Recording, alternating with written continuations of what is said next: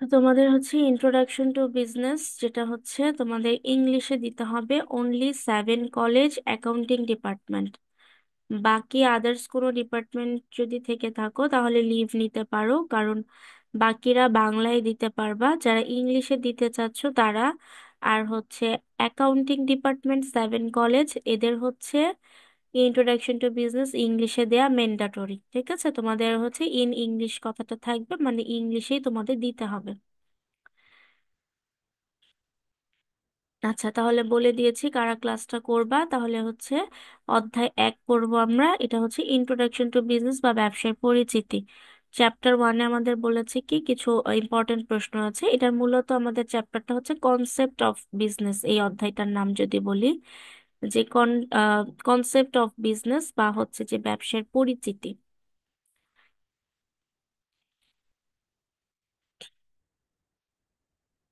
আচ্ছা, প্রথম প্রশ্নটা দেখো। এটা হচ্ছে তোমরা যে ইন্টারমিডিয়েটে পড়েছিলা ম্যানেজমেন্ট, ওই ম্যানেজমেন্ট অধ্যায়ের প্রথম পত্র, ম্যানেজমেন্ট বইয়ের যে প্রথম পত্র তোমাদের একটা ছিল, সেইটার সাথে সম্পূর্ণ এটা মিলবে। জাস্ট ওটা বাংলায় পড়েছো আর এখন হচ্ছে ইংলিশে পড়বা, এতটুকুই পার্থক্য। এগুলো কিন্তু সবগুলোই পিডিএফ ইম্পর্টেন্ট প্রশ্ন। এখানে বলেছে কোয়েশ্চেন নাম্বার 1 দেখবো যে discuss the features of business বা ডিফাইন বিজনেস। একটা হচ্ছে বিজনেস কি, আর একটা হচ্ছে যে ফিচার্স অফ বিজনেস বা ব্যবসার বৈশিষ্ট্য কি। একটা বলেছে তোমাকে ব্যবসায় কাকে বলে এটা লেখার জন্য, আর একটা প্রশ্ন করেছে ব্যবসার বৈশিষ্ট্যগুলো কি কি। সো মনে রাখবা, ফিচার্স মানে হচ্ছে বৈশিষ্ট্য।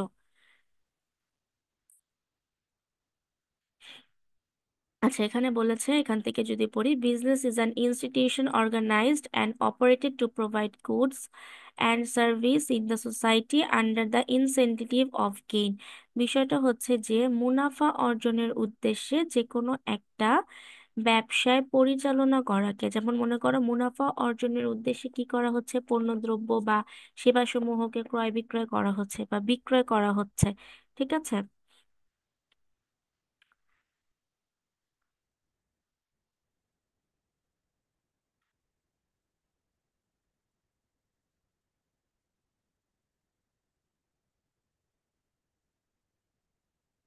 আচ্ছা, তাহলে বলেছে কি যে ব্যবসা এমন একটি প্রতিষ্ঠান যেখানে কি করা হয়, যে পণ্য দ্রব্য, দেখো প্রোভাইড গুডস অ্যান্ড সার্ভিস।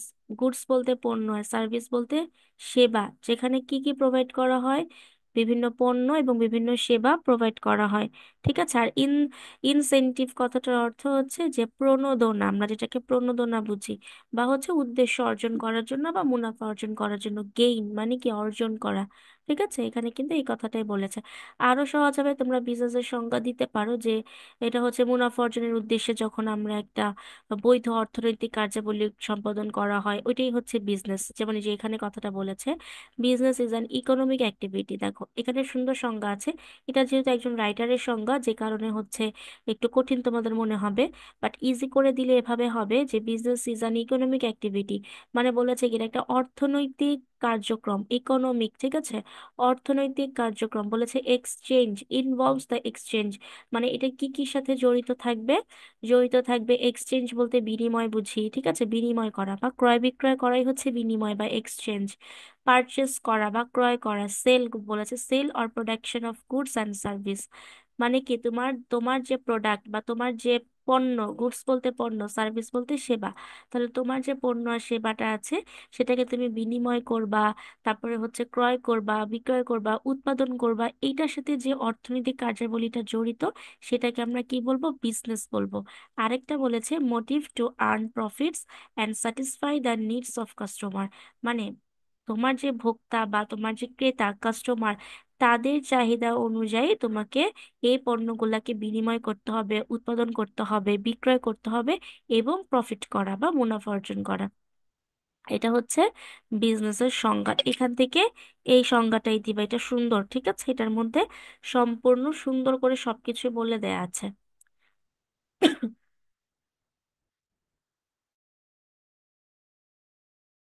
এবং আরেকটা অ্যাড করতে পারো যে লিগেল অর্গানাইজেশন, বা এটার উদ্দেশ্যটা থাকবে, বা এটা এমন একটা প্রতিষ্ঠান থাকবে যেটা লিগেল বা বৈধ, বৈধতা থাকতে হবে, লিগেলিটি থাকতে হবে। এখান থেকে এসেছে some major features of business and discussed below. আচ্ছা, এখানে বলেছে কি কিছু আহ, দেখা যায় যে ফিচার্স বলতে আমরা বৈশিষ্ট্য বুঝি, ব্যবসার বৈশিষ্ট্যগুলো কি কি। তো এখানে অনেকগুলো বৈশিষ্ট্য আছে, প্রত্যেকটি ইম্পর্টেন্ট। এই পয়েন্টগুলো মুখস্থ করতে হবে, কারণ পয়েন্ট যদি মুখস্থ না করো ভিতরে লিখতে পারবা না। পয়েন্ট বুঝতে পারলে ভিতরে লিখতে পারবা, এটা ইজি হয়ে যাবে। এক নাম্বারটা এখানে বলেছে কি মেকিং প্রফিট, মানে কি মুনাফা অর্জন করা। প্রথম, ব্যবসার মূল উদ্দেশ্য হচ্ছে মুনাফা অর্জন করা। তাহলে দেখো, the first and main attributes of the business is earning profits. এখানে বলেছে যে ব্যবসার প্রথম এবং প্রধান বৈশিষ্ট্য হলো কি মুনাফা অর্জন করা। The objective of achieving profits must be in the business, but profit making is not only. এখানে বলেছে যে ব্যবসায় মুনাফা অর্জনের লক্ষ্য থাকা আবশ্যক, ঠিক আছে। তবে শুধু যে মুনাফা অর্জন করা এমন না, এক্ষেত্রে আমাদের কিছু অলাভজনক প্রতিষ্ঠানও আছে। যেমন আমরা এখানে যদি কিছু এক্সট্রা আমাদের জানার দরকার, যেমন মনে করো, তো আমরা নর্মালি এখানে বিজনেসের সংখ্যাটা কি পড়েছি, গুডস অ্যান্ড সার্ভিস বা পণ্য বা সেবা সমূহকে আমরা প্রোভাইড করব। এখন হতে পারে বিভিন্ন অলাভজনক প্রতিষ্ঠান। অলাভজনক প্রতিষ্ঠান বলতে আমরা বুঝি যেমন হসপিটাল আছে, তারপরে বলতে পারো বিভিন্ন যেমন স্কুল আছে, ঠিক আছে, বিদ্যালয়। তাহলে বিদ্যালয়, তারপরে বলতে পারি হসপিটাল, এগুলো হচ্ছে অলাভজনক প্রতিষ্ঠান। এগুলার কিন্তু উদ্দেশ্য মুনাফা অর্জন থাকে না। এগুলোর উদ্দেশ্য হচ্ছে সেবা দেয়া বা সমাজের জন্য কিছু করা, সমাজের মানুষের জন্য কিছু করা। বাট আমরা যখন গুডস অ্যান্ড সার্ভিসের ক্ষেত্রে পড়বো, তখন আমাদের টার্গেটটা থাকবে কি মুনাফা অর্জন করা। তাহলে আমরা এখানে এটা লিখতে পারি যে the first and main attributes of the business is earning profit, মানে আমাদের ব্যবসার মূল উদ্দেশ্য মুনাফা অর্জন। আবার এখানে কিন্তু একটা লাইন বলেছে, but profit making is not only. তার মানে অলাভজনক প্রতিষ্ঠানের জন্য কিন্তু মুনাফা অর্জন নয়, মুনাফা অর্জনটা হচ্ছে লাভজনক যে প্রতিষ্ঠানগুলো বা যে খাতগুলো আছে সেগুলোর জন্য। তারপর দুই নাম্বারটা বলেছে সাপ্লাই অফ ক্যাপিটাল।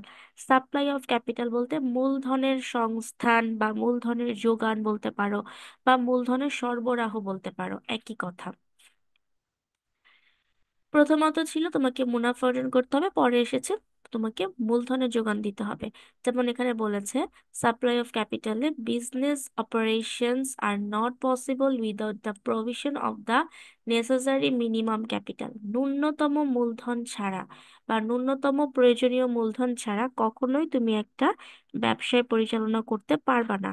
মানে প্রয়োজনীয় মূলধন যদি তোমার না থাকে, তুমি কিন্তু কখনোই একটা বিজনেস দিতে পারবা না। তোমাকে ন্যূনতম একটা ক্যাপিটাল থাকতে হবে, মিনিমাম ক্যাপিটাল রাখতে হবে।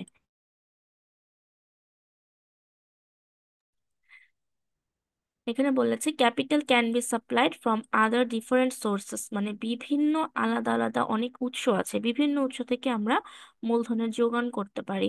যেমন আমাদের নিজস্ব কিছু টাকা থাকতে পারে, মূলধন থাকতে পারে, বা অনেক সময় ব্যবসা করার জন্য কি করে ব্যাংক থেকে ঋণ গ্রহণ করে, বা ফ্রেন্ডদের কাছ থেকে কেউ ঋণ নিয়ে বিজনেস করতে পারছে।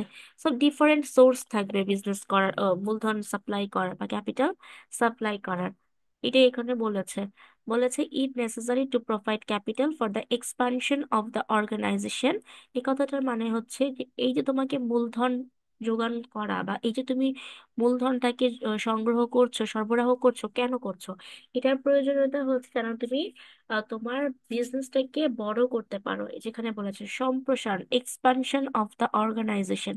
তুমি তোমার বিজনেস যে অর্গানাইজেশন বা যে সংগঠনটা আছে সেটাকে সম্প্রসারণ করার জন্য মূলধনটাকে আমাদের বাড়াতে হবে বা মূলধনের যোগান করতে হবে।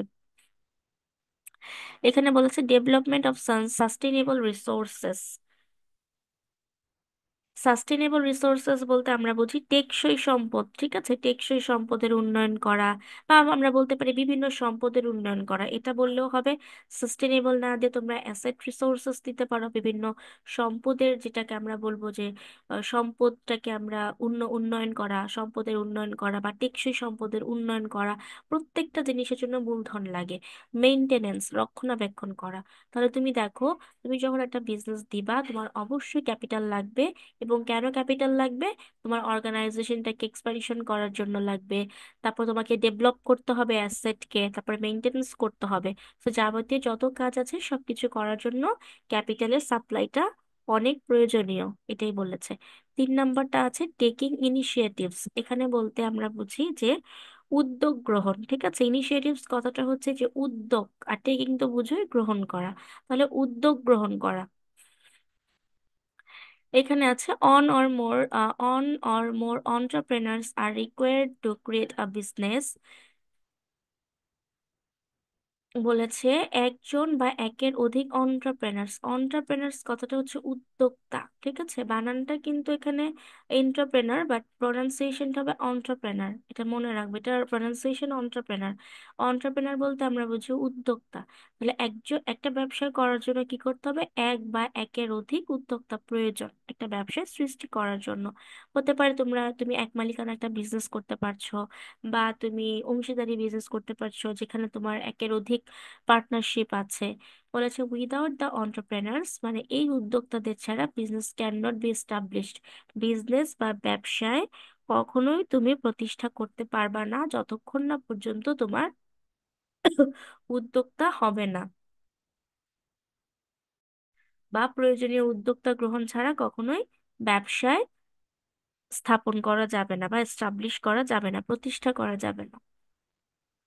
4 নম্বর পয়েন্টে আছে ইউটিলিটি। ইউটিলিটি জিনিসটা কি? ইউটিলিটি বলতে আমরা বুঝি উপযোগ। উপযোগ বলতে সুযোগ সুবিধা, অনেক কিছু বোঝায়।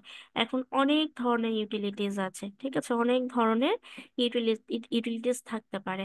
যেমন তোমরা বাংলাটা বললে বুঝতে পারবা, যেমন আছে রূপগত উপযোগ পড়েছো, তারপরে স্থানগত উপযোগ পড়েছো, ঠিক আছে, রূপগত, স্থানগত, তারপর সময়গত, অনেক উপযোগ থাকে, এগুলোই হচ্ছে ইউটিলিটি। যেমন এখানে বলেছে the main characteristics of the business is to create many types of utilities. এটা আমাদের একটু আগে বললাম যে অনেক ধরনের সুযোগ সুবিধা বা অনেক ধরনের উপযোগ ব্যবসায় আছে। বলেছে ডিরেক্ট অর ইনডিরেক্ট, মানে এখানে প্রত্যক্ষ এবং পরোক্ষ অনেক ধরনের সুযোগ সুবিধা আছে। Meet the needs of buyers and customers.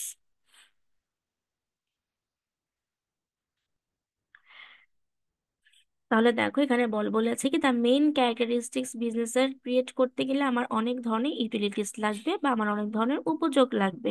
তাহলে কথাটার মানে কি, যে ব্যবসার প্রধান বৈশিষ্ট্য যেটা হবে যে ক্রেতা এবং গ্রাহকদের চাহিদা পূরণের জন্য প্রত্যক্ষ বা পরোক্ষভাবে অনেক ধরনের উপযোগিতা তৈরি করা। এই যেখানে কিন্তু বলেছে ডিরেক্ট অর ইনডিরেক্ট, প্রত্যক্ষ বা পরোক্ষভাবে অনেক ধরনের উপযোগিতা তোমাকে ক্রিয়েট করে দিতে হবে।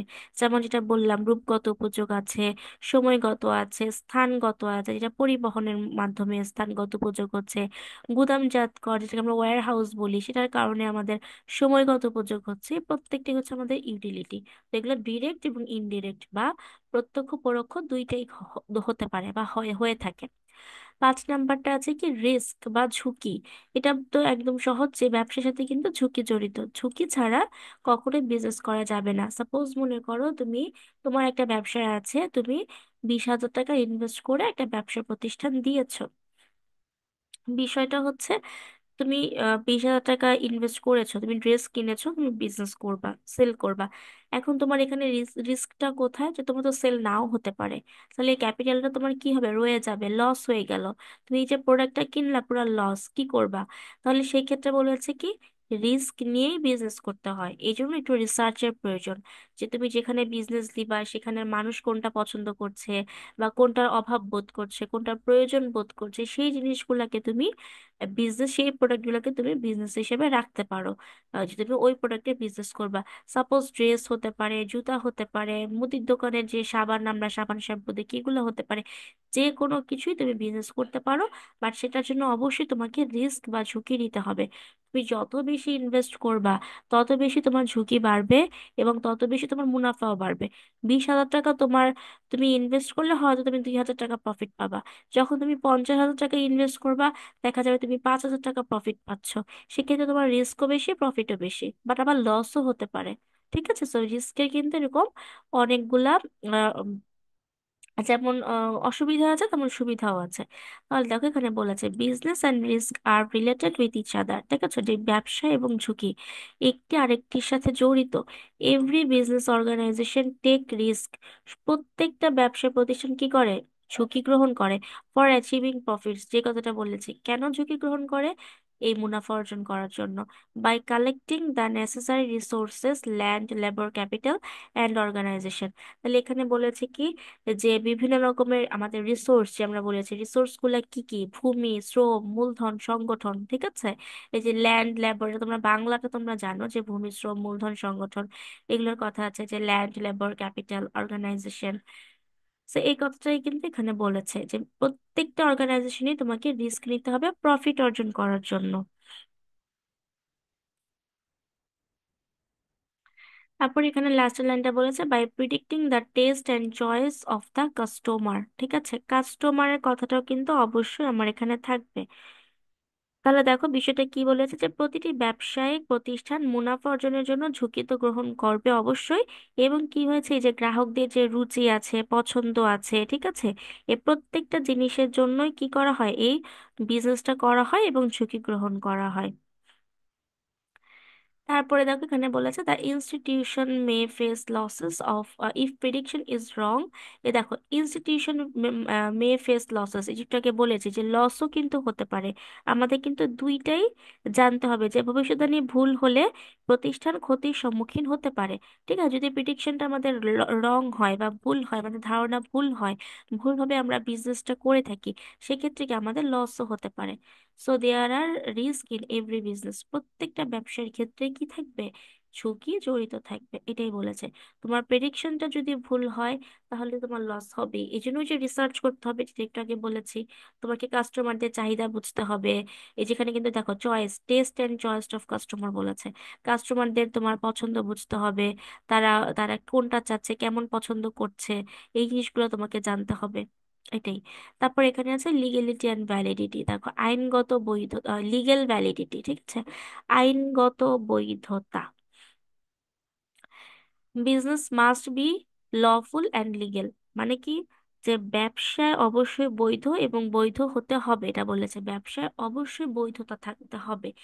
Even if all other components of the business are present, but the organization is involved in illegal activities, it cannot be called a business। বলেছে যদি ব্যবসার কোনো একটা উপাদান বা কোনো একটা কিছু মনে করো অবৈধ থাকে, ঠিক আছে, যে ব্যবসা যদি অবৈধ কোনো একটা কার্যক্রমের সাথে জড়িত থাকে, বা যে কোনো অবৈধ একটা জিনিস, কোনো একটা কাজ করে থাকে, সেই ক্ষেত্রে আমরা সেটাকে ব্যবসা বলতে পারবো না। It can not be called a business. তখন সেটাকে কিন্তু আমরা ব্যবসা বলতে পারবো না। ব্যবসা আমরা তখনই বলতে পারবো যখন এটা সম্পূর্ণ লিগেল হবে বা বৈধতা থাকবে। ফর এক্সাম্পল দিয়েছে, all the features are upheld in smuggling, but it is not a business. দেখো স্মাগলিং বলতে এই যে চোরাচালানি যে ব্যবসাগুলো আছে, সেগুলোকে কি আমরা ব্যবসা বলতে পারবো? ব্যবসা বলতে পারবো না। তাহলে কিন্তু এখন কিন্তু অনেক দেখা যায় স্মাগলিং এর বিজনেস হয়ে থাকে, তো সেগুলো কিন্তু ব্যবসায় বলা যায় না। আইনের হিসাবে সেটার বৈধতা নেই, সেটাকে আমরা ব্যবসায় বলতে পারবো না। ব্যবসায় হতে হলে অবশ্যই লফুল অ্যান্ড লিগেল হতে হবে।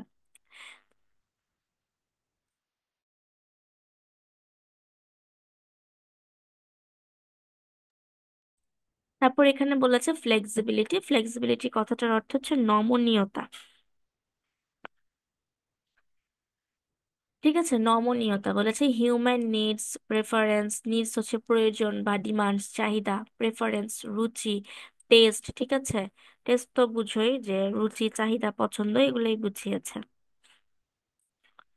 পছন্দ, চাহিদা, রুচি বলেছে, আর gradually constantly, people's lifestyle is also changing, মানুষের জীবনধারা কিন্তু পরিবর্তন হচ্ছে, ঠিক আছে, বা পরিবর্তিত। বলেছে business also have to adapt with the people's lifestyle and changeable environment. কথাটা কি দেখো, মানুষের চাহিদা, পছন্দ এবং রুচি ইত্যাদি।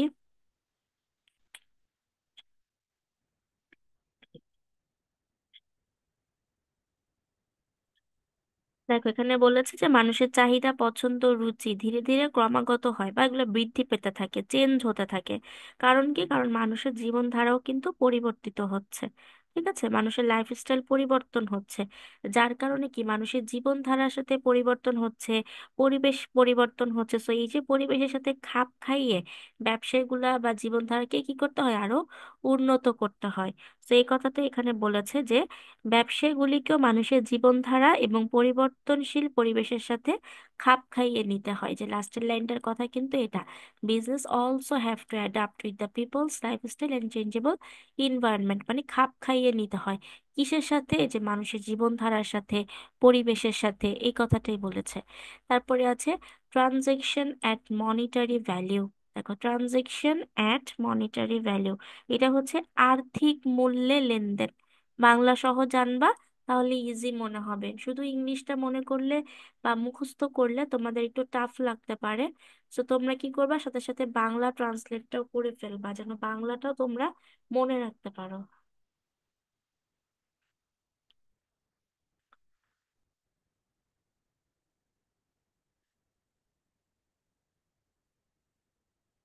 ঠিক আছে, যে ট্রানজেকশন আর মনিটারি ভ্যালু, যেটা আর্থিক মূল্যের লেনদেন, বা একটা ব্যবসা করতে গেলে একটা ব্যবসায় কিন্তু অবশ্যই আর্থিক মূল্যের লেনদেন হয়ে থাকে, কারণ অর্থ ছাড়া লেনদেন হয় না।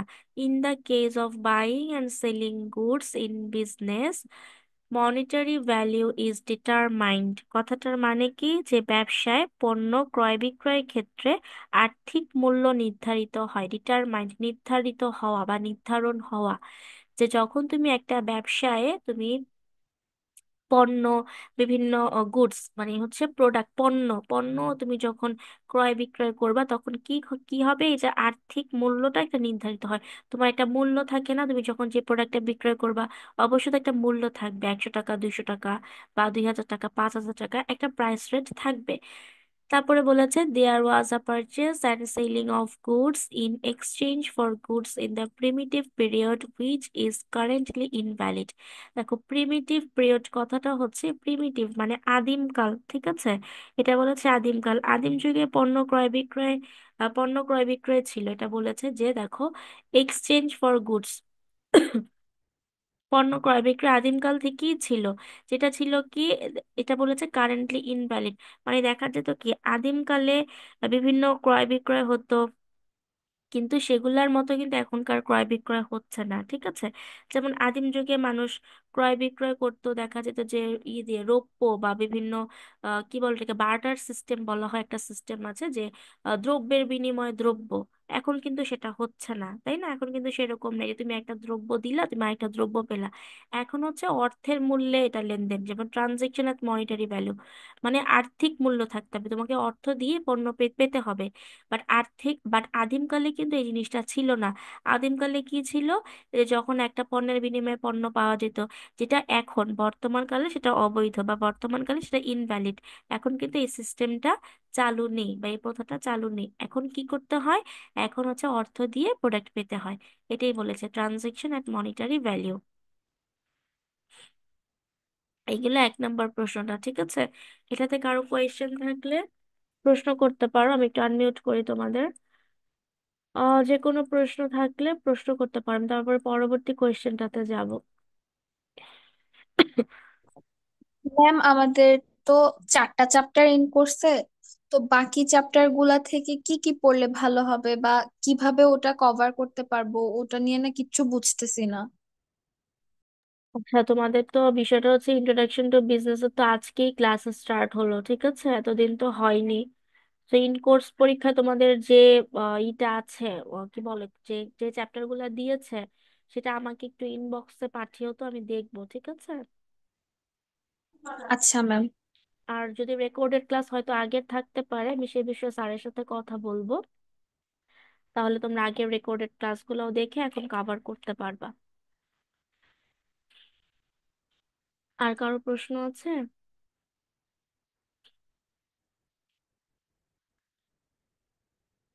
ম্যাম 3 নাম্বারটা একটু বলেন তো। টেকিং ইনিশিয়েটিভস, ওকে, এটা হচ্ছে উদ্যোক্তা। ইনিশিয়েটিভস কথাটার মানে হচ্ছে কি, উদ্যোগ, উদ্যোগ গ্রহণ করা, ঠিক আছে। যেমন দেখো, এখানে বলেছে one or more entrepreneurs are required to create a business। বলেছে একজন বিজনেসটা এমন হতে হবে যেখানে একের অধিক আমাদের উদ্যোক্তা থাকতে হবে। উদ্যোক্তা ছাড়া কখনোই ব্যবসায় স্থাপন করা যাবে না।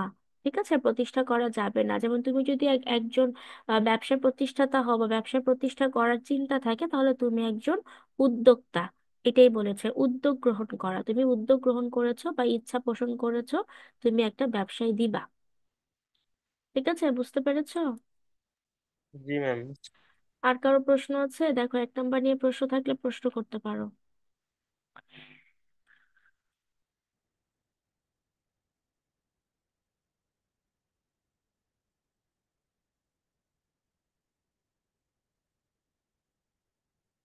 ওকে, প্রশ্ন নাই। তাহলে আমি 3 নাম্বারটা যাব, 2 নাম্বারটা আমি পরে পড়াবো। আগে 3 নাম্বারটা পড়বো, যেগুলো বেশি ইম্পর্টেন্ট আর সেই প্রশ্নগুলো আমরা আগে পড়বো।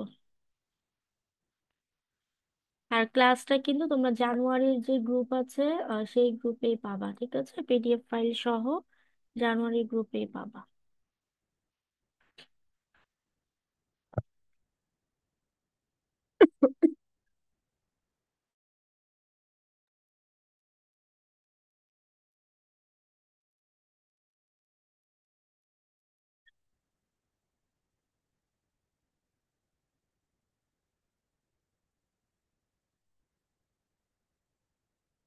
আচ্ছা, 3 নাম্বার প্রশ্নটা বলেছে যে discuss the objectives of business, মানে ব্যবসায়ের উদ্দেশ্য। অবজেক্টিভস বলতে উদ্দেশ্য বোঝায়।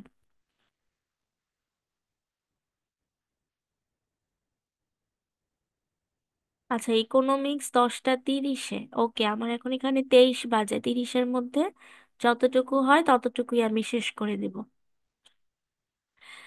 এখানে বলেছে অবজেক্টিভস অফ বিজনেস, যে ব্যবসার উদ্দেশ্যগুলো কি কি, বা উদ্দেশ্য। একটু আগে আমরা পড়েছিলাম ফিচার্স বা বৈশিষ্ট্য, এখন আমরা পড়বো উদ্দেশ্য। দেখো, উদ্দেশ্য বৈশিষ্ট্য অনেকটা সিমিলার, বাট এখানে একটু চেঞ্জ আছে। তবে এখানে বলে দিচ্ছে প্রথমেই যে এখান থেকে তোমরা কি করবা, আহ হচ্ছে আহ ভূমিকা দিবা। ঠিক আছে, ইন্ট্রোডাকশন যেটাকে আমরা বলি, যে প্রথমে ভূমিকা লিখবা, যে বিজনেস কাকে বলে, বিজনেস কি। আমরা এখানে কিন্তু সেগুলাই লিখেছে, যে basically all the businessman work will be objective oriented. So এটা জাস্ট বিজনেস কাকে বলে এটা নিয়ে তোমরা লিখে দিলে, এটা 1 নাম্বার প্রশ্ন থেকেও লিখতে পারো। একই কথা। মূল প্রশ্নটা বা মূল টপিকটা আমার এখান থেকে আসবে, যে এখানে আমার উদ্দেশ্য কয় প্রকার। যেমন এখানে একটা আছে পার্সোনাল অ্যান্ড ইকোনমিক অবজেক্টিভ, এটা একটা উদ্দেশ্য। তারপর এখানে আরেকটা আছে সোশ্যাল অবজেক্টিভ, যেটা সামাজিক উদ্দেশ্য। আরেকটা এখানে আছে হিউম্যান অবজেক্টিভ, যেটা মানবিক উদ্দেশ্য। আর একটা আছে ন্যাশনাল অবজেক্টিভ, যেটা জাতীয় উদ্দেশ্য। বাট এটা ন্যাশনাল অবজেক্টিভসটা তেমন ইম্পর্টেন্ট না, বেশি ইম্পর্টেন্ট এই 3 নাম্বার পর্যন্ত। বাট এটাও যে পড়বা না তা না, এটাও পড়তে হবে। বাট তোমাদের যখন উদ্দেশ্য নিয়ে প্রশ্ন আসবে, কোয়েশ্চেন তো বেশি বড় হয়ে যাবে। তো সেই জন্য তোমরা 3টা দেওয়ার চেষ্টা করবা, যেটা পার্সোনাল অ্যান্ড ইকোনমিক্স তো দিবাই, সোশ্যালটাও দিবা, অ্যান্ড হিউম্যানটাও দিবা। দেখো, পার্সোনাল অ্যান্ড ইকোনমিক অবজেক্টিভস এর ক্ষেত্রে এখানে বলেছে যে a businessman basically does business with the goal of improving his own financial situation.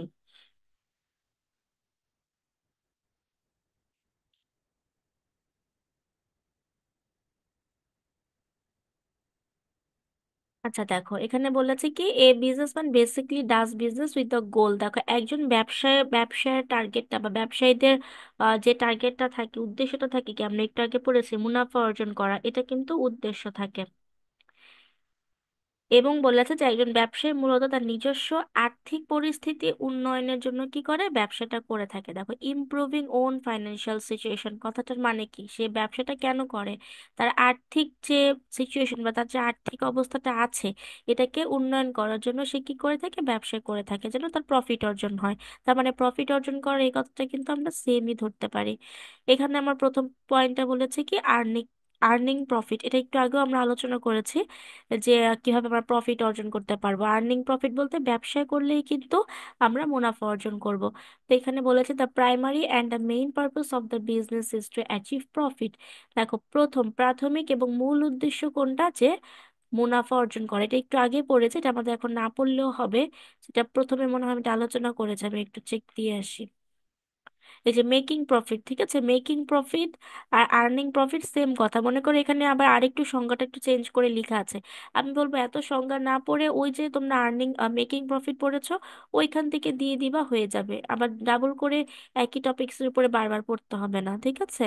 Making profit যেটা পড়েছো ওটা দিয়ে দিলে হয়ে যাবে। ক্যাপিটাল ইনভেস্টমেন্টও কিন্তু আগে যেটা পড়েছো সেটাই। আগে ওইখানে ক্যাপিটাল সাপ্লাই একটা পড়েছো, যে মূলধনের সরবরাহ। আর অবজেক্টিভস এর মধ্যে আছে ক্যাপিটাল ইনভেস্টমেন্ট, একটু একটু চেঞ্জ পাবা, তেমন না।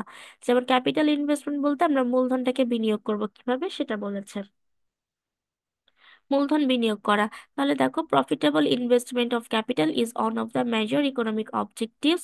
Wealth can be increased by using accumulated money as capital. কথাটা বলেছে যে প্রথমে profitable investment of capital is one of the major economic objectives. তাহলে দেখো, মূলধনের লাভজনকতা বিনিয়োগ হলো অন্যতম প্রধান অর্থনৈতিক লক্ষ্য। ঠিক আছে, প্রধান লক্ষ্যটা কোনটা?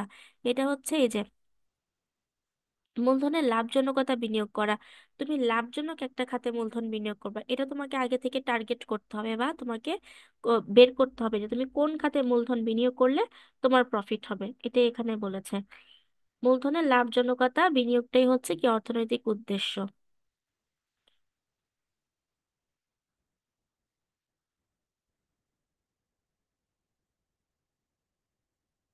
আচ্ছা, তারপরে বলেছে কি ওয়েলথ ক্যান বি, একটা মিনিট,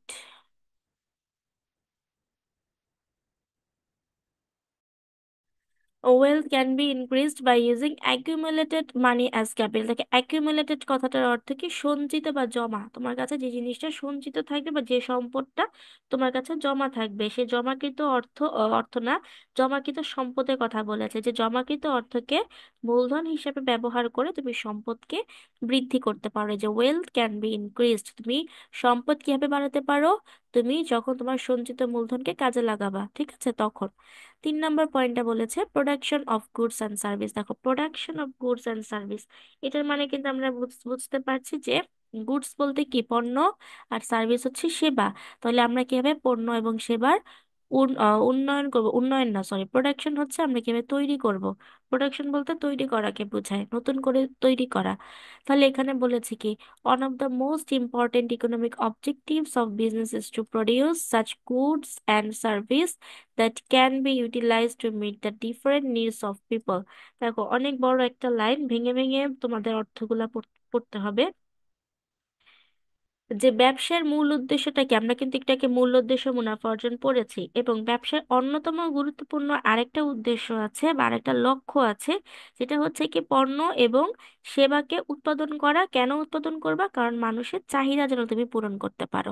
কারণ তুমি মনে করবা তুমি একজন বিজনেসম্যান, তুমি একজন বিজনেস করছো, তুমি একজন বিজনেসম্যান, এখন তুমি কিভাবে তুমি কাস্টমারদের চাহিদাটাকে ইউটিলাইজ করবা। এই যে ইউটিলাইজ করা, ঠিক আছে, কেন? ডিফারেন্ট নিডস টু পিপল, মানে কাস্টমারদের বিভিন্ন রকমের চাহিদা থাকবে, চাহিদা অনুযায়ী তুমি পণ্য এবং সেবাটাকে কি করবা?